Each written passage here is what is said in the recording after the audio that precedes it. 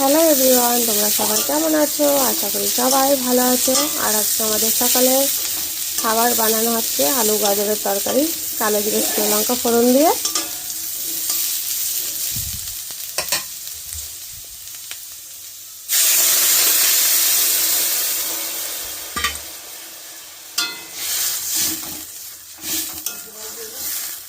এই যে হয়ে গেছে, এটা হতে থাক। আর কি রান্না করলাম একবার দেখাই।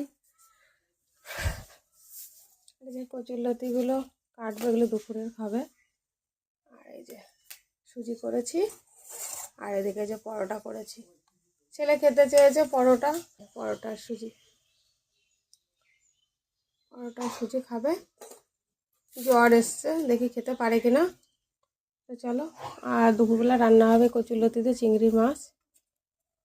সকালে রান্না তো কমপ্লিট হয়ে গেল, এবার খাওয়া দাওয়ার পরেই দুপুরে রান্নার জন্য ব্যবস্থা করতে হবে। এইদিকে তরকারিটা চাপিয়ে দিয়ে আমি কচুরলতি বাটছিলাম। কচুরলতি বাছা হয়ে গেছে প্রায়, আর দুটো বাকি আছে, ওই দুটোও বাছতে হবে।